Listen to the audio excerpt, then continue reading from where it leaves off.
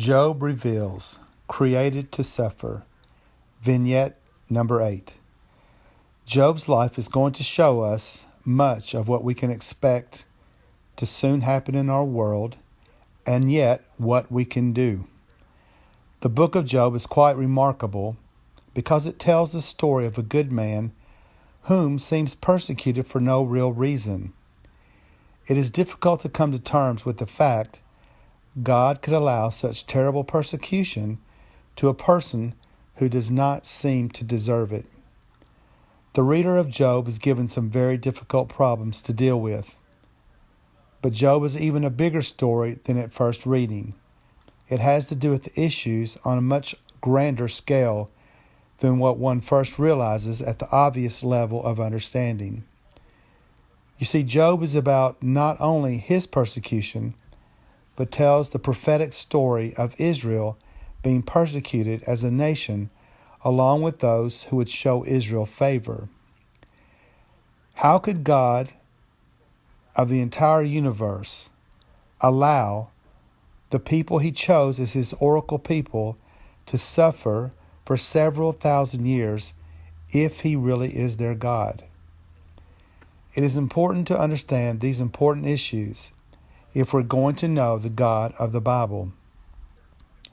It is also important to understand these issues if we desire to be of God's end-time plan.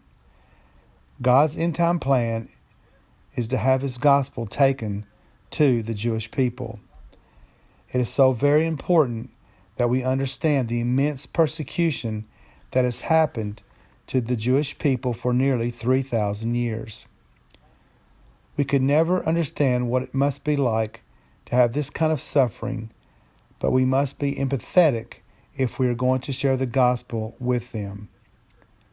Job's persecution reminds us of Israel's persecution over the thousands of years of her existence.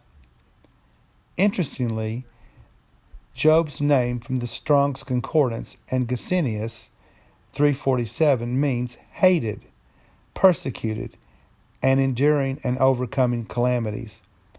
In essence, Job was created to be a type and shadow of another man who came to suffer.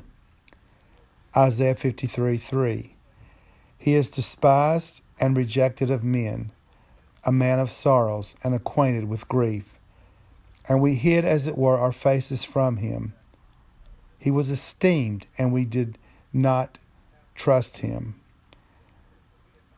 Revelation 13:8 says, Yeshua was the Lamb slain from the foundation of the world.